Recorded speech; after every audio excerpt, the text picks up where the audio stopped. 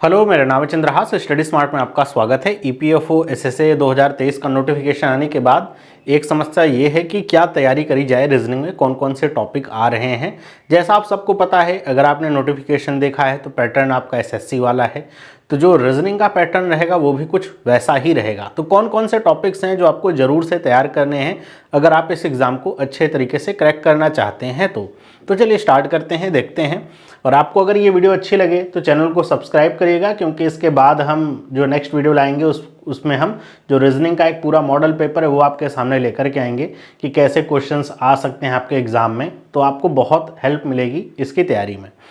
तो सबसे पहले हम यहाँ पे देखते हैं, क्योंकि एनटीए की तरफ से कोई भी बताया नहीं गया है कि सिलेबस में इसके क्या क्या है, लेकिन पैटर्न और एग्जामिनेशन कंडक्टिंग जो एजेंसी है उसको आधार पर रखते हुए हम यहाँ पे कोडिंग डिकोडिंग को लेकर के चलेंगे, जो कि कोडिंग डिकोडिंग हर एक एग्जाम में पूछा जाता है।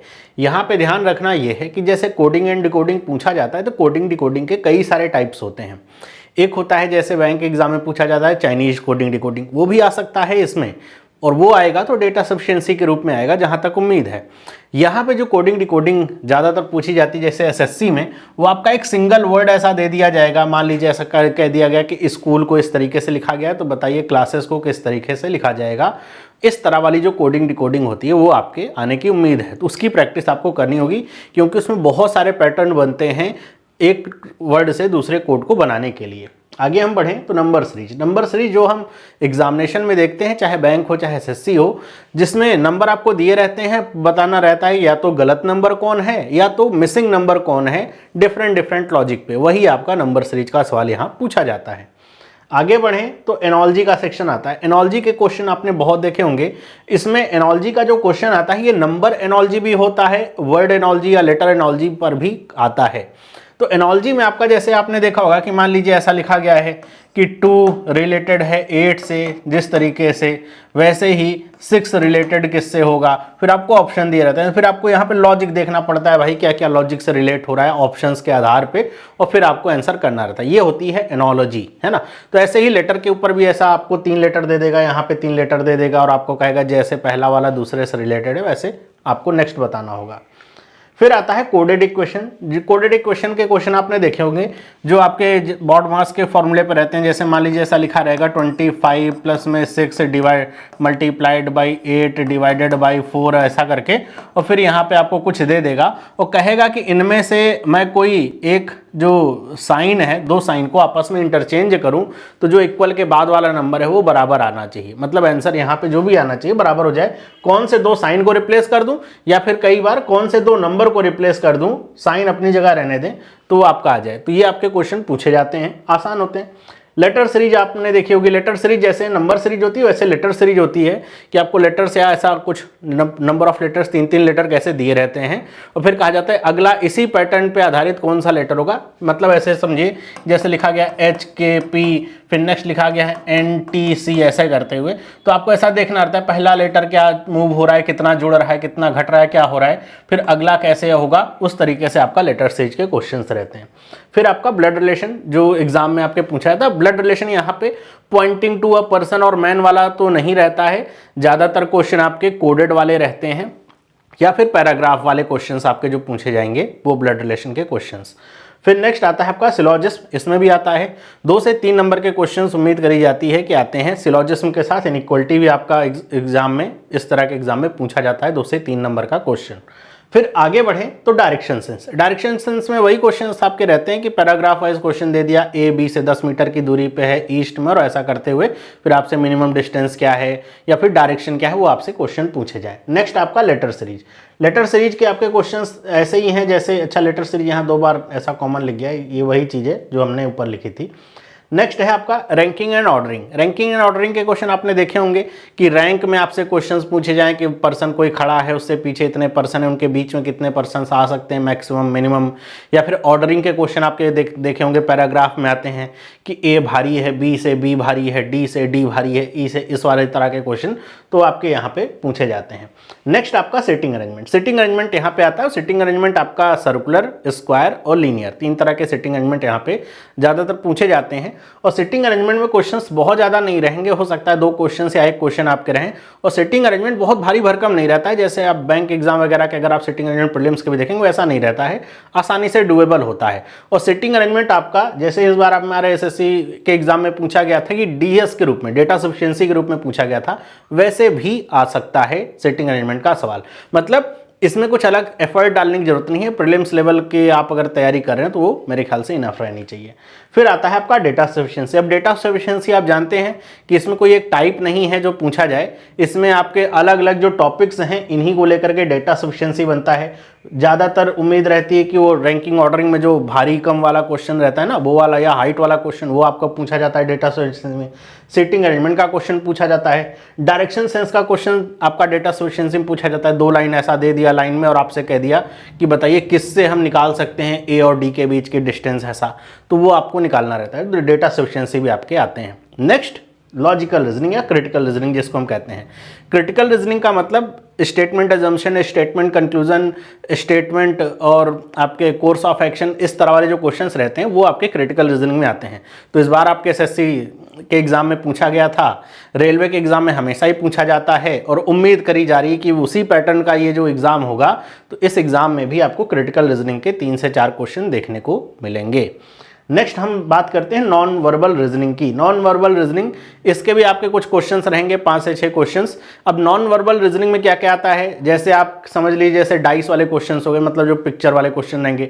एक आपका इसमें पिक्चर वाला क्वेश्चन रहता है एनोलॉजी टाइप का, कि आपको 4 पिक्चर ऐसे दे दिया है और वो किसी क्रम में मूव हो रही हैं, तो अगली पिक्चर कौन सी होगी, क्या उसका मूवमेंट होगा, वो आपको बताना रहता है।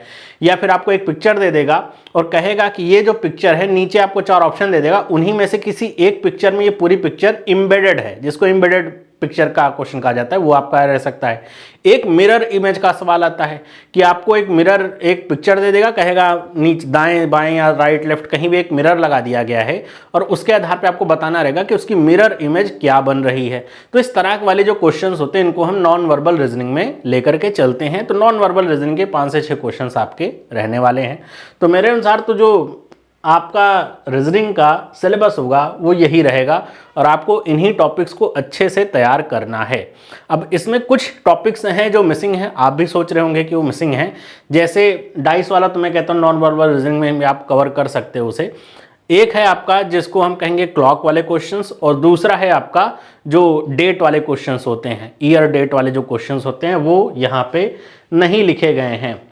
तो मे भी वो आ सकते हैं, मे भी नहीं आ सकते हैं, इतना भी कुछ पक्का नहीं है कि आएंगे तो एक एक क्वेश्चन ही एक एक नंबर का रहेगा अगर आएगा तो, वरना उम्मीद थोड़ा कम ही है क्योंकि इस एग्ज़ाम का पैटर्न कुछ इस तरीके से सेट होगा कि दोनों तरह के बच्चे, बैंक वाले भी, एसएससी वाले भी, रेलवे के एग्ज़ाम की तैयारी करने वाले, सब उसे अच्छे से दे पाएँ। तो इस वजह से हो सकता है ऑप्ट आउट कर लें उसे, लेकिन हम कह नहीं सकते क्योंकि पूरी जानकारी नहीं है।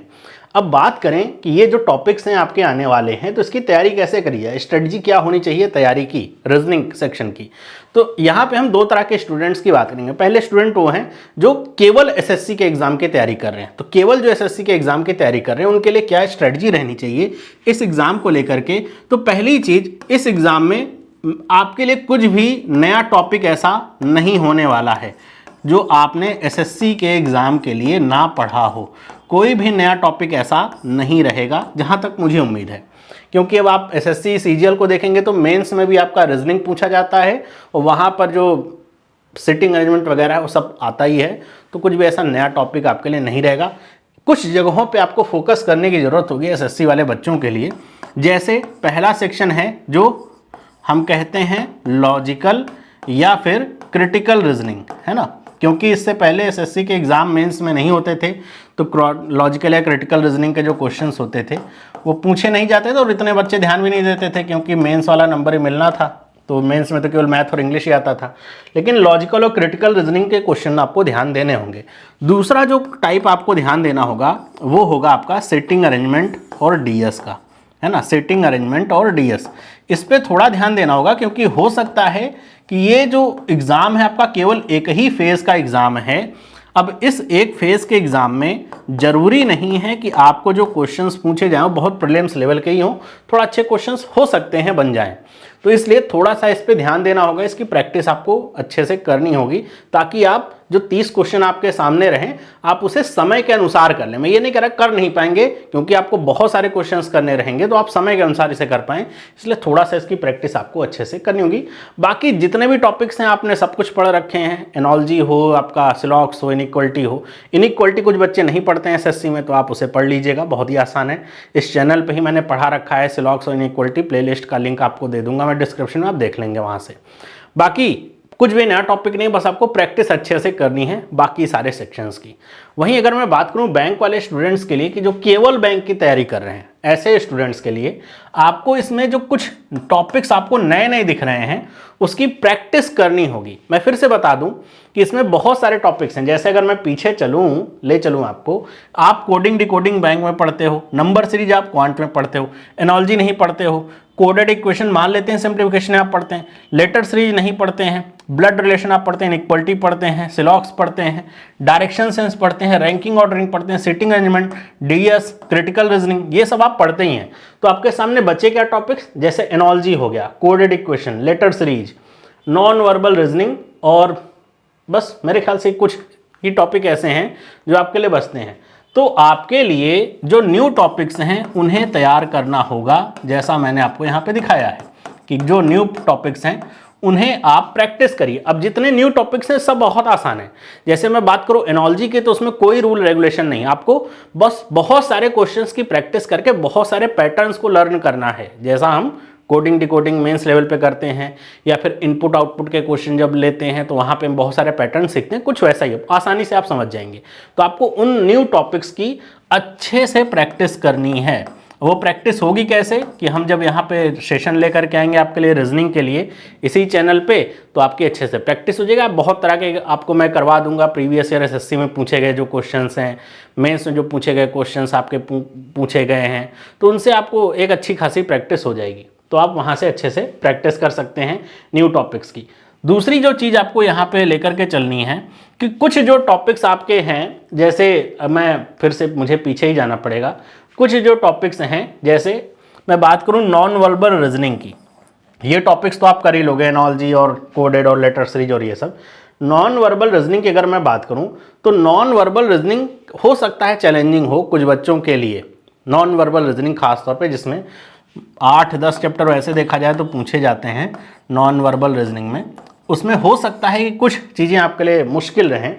नॉन वर्बल रीजनिंग केवल और केवल आप प्रैक्टिस से ही सुधार सकते हैं, क्योंकि समय आपके पास इतना ज़्यादा नहीं, क्योंकि और भी बहुत सारी चीज़ें पढ़नी है। तो नॉन वर्बल रीजनिंग पे आपको खास ध्यान देना होगा। ऊपर जो मैंने न्यू टॉपिक्स लिखे हैं वो बात हो रही है नॉन वर्बल रीजनिंग को छोड़ करके, जैसे एनोलॉजी हो गया, लेटर सीरीज हो गया, या फिर मैं कहूँ कहीं डाइस वगैरह के क्वेश्चन आ गए तो वो आप देख लो। नॉन वर्बल रीजनिंग में जिसमें पिक्चर वाला फॉर्मेट आता है, एम्बेडेड वाला हो गया, मिरर इमेज का हो गया, या फिर एनोलॉजी का जो क्वेश्चन हो गया, नेक्स्ट पिक्चर आपको बताना रहे, तो इस तरह के क्वेश्चन के लिए आपको थोड़ा ज़्यादा ध्यान देना होगा इनके लिए, क्योंकि ये आएंगे एग्जाम में तो आपके लिए पूरी तरीके से न्यू होंगे। आपने पहले अगर केवल बैंक के एग्जाम की तैयारी करी तो पहले कभी नहीं इन क्वेश्चन को देखा होगा, पूछे नहीं जाते। पहले पूछे जाते थे 2012-13 की बात करें, उससे पहले जब कंप्यूटर बेस्ड एग्जाम नहीं होता तो वहाँ पूछे जाते थे बैंक में भी, लेकिन अब नहीं पूछे जाते हैं तो आपने कभी देखा भी नहीं होगा। तो इन पे ज़्यादा ध्यान देना है, बाकी सब कुछ आपका सेम है। अगर आपने बैंक एग्जाम की तैयारी करी है, ना आपको सिलॉक्स परेशान करेगा, ना सिटिंग अरेंजमेंट, ना इनइक्वालिटी, ना कोडिंग डिकोडिंग, ना तो आपको डीएस परेशान करेगा, ना तो डायरेक्शन सेंस, ना तो ब्लड रिलेशन। जो न्यू टॉपिक्स हैं एनोलॉजी वगैरह को पैटर्न सीखना पड़ेगा, नॉन वर्बल रीजनिंग को थोड़ा ध्यान से देखना पड़ेगा कैसे यहाँ पे, क्योंकि नॉन वर्बल रीजनिंग बड़ी ट्रिकी होती है। अगर आपने थोड़ा भी ध्यान नहीं दिया तो आप गलत कर लेंगे उसे, तो आपको वो सीखना होगा। तो ये आपको मैं सिखा दूंगा, टेंशन ना लीजिए। तो ये चीज़ें हैं आपकी स्ट्रेटजी के लिए। तो स्ट्रेटजी के लिए आपको इन क्वेश्चंस की प्रैक्टिस करनी होगी डेली बेसिस पे, क्योंकि पोस्ट आपके सामने 2600-2700 ही हैं। अभी कोई नोटिफिकेशन नहीं है और सैलरी इसकी काफ़ी अच्छी खासी है, तो इसमें होने वाली है कंपटीशन बहुत अच्छी। बैंक, एसएससी, रेलवे के थोड़ा स्टूडेंट कम आएंगे, इसलिए क्योंकि जो केवल रेलवे की तैयारी करते हैं वो इंग्लिश तैयार नहीं करते, क्योंकि इंग्लिश नहीं पूछा जाता। बैंक और एसएससी के स्टूडेंट का यहाँ पे मेला लगेगा, तो उसलिए आपको अच्छे से प्रिपरेशन करनी होगी। प्रिपरेशन अगर आपकी अच्छी रही तो आप एग्ज़ाम को निकाल भी लेंगे। फॉर्म बहुत भरे जाएंगे हमेशा की तरह, लेकिन सारे बच्चे सीरियस नहीं होते हैं, और जो सीरियस होते हैं कई बार वो 2-4 एग्ज़ामों के चक्कर में पड़े रहते हैं, तो हर जगह ध्यान बटा रहता है। पिन पॉइंट होकर के तैयारी करेंगे तो आप निकाल सकते हैं इसे, कोई बड़ी बात नहीं है। तो इसी तरह मैं आपको जो क्वांट का सिलेबस होगा वो भी एक वीडियो में डाल करके बता दूंगा कि क्वांट में क्या क्या चीज़ें आपको तैयार करनी है, जो 30 क्वेश्चंस पूछे जाएंगे उनमें क्या क्या चीज़ें आने वाली हैं। तो आपसे मिलता हूँ अगली वीडियो में। अगर ये वीडियो अच्छा लगा है तो वीडियो को लाइक ज़रूर करें, चैनल को सब्सक्राइब कर लें। मिलते हैं अगले वीडियो में, सभी लोगों को बाय।